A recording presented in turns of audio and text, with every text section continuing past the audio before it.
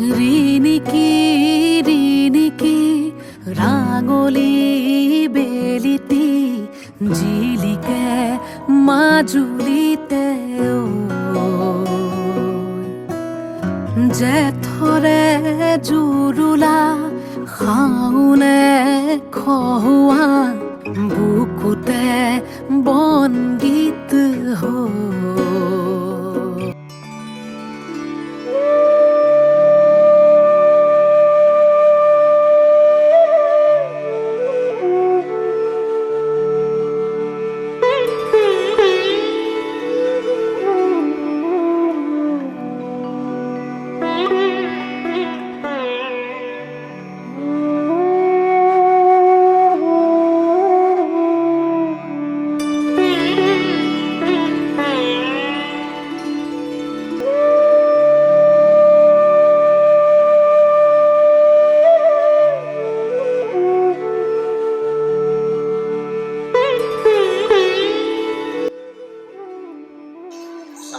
প্ৰতিষ্ঠা হৈছিলে ১৬৬৩ খ্ৰীষ্টাব্দত ৰজা চটপট সিংহৰ দিন।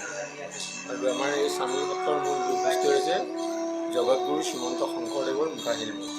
এই মুখাশিল্পটো জগতগুৰু শংকৰদেৱে বৰদোৱাখনৰ চিহ্নযাত্ৰাৰ ভাওনাৰ যোগেদি এইটো ৫০০ বছৰ আগতে তেওঁ তৈয়াৰ কৰিছিলে। এইটো এটা সেই পৰম্পৰা হিচাপে চলি আহি আছে।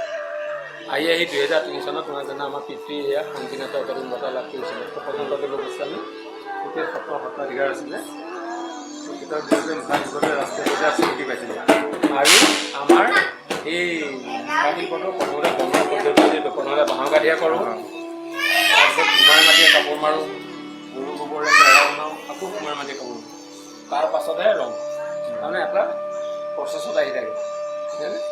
আৰু এই মুখা ৩টা ভাগত বনোৱা হয়। যেনে এয়া হ'ল বৰ মুখা, নৰসিংহৰ যে নিজা, ইয়াত বিষ্ণু ভগৱানৰ, ইয়াত ভগৱানৰ ১০০ অৱতাৰৰ চকুৰ তল আছে নৰসিংহ মুখা, ইয়াত বৰ মুখা বুলি কয়। তাৰপৰা এইবিলাক হ'ল লটকাই মুখা, এইবিলাক এয়া লটকাই মুখা। আৰু এয়া হ'ল ফেচ মুখা, এইবিলাক হ'ল ফেচ মুখা। এয়া আমি যেতিয়া ভাওনা কৰোঁ তেতিয়া আমি এইবিলাক পিন্ধি লওঁ। সীতাহৰণ বালিবৰ ৰাৱণৰ এতিয়া বালি ভুগি ধনি এনেকৈ আমি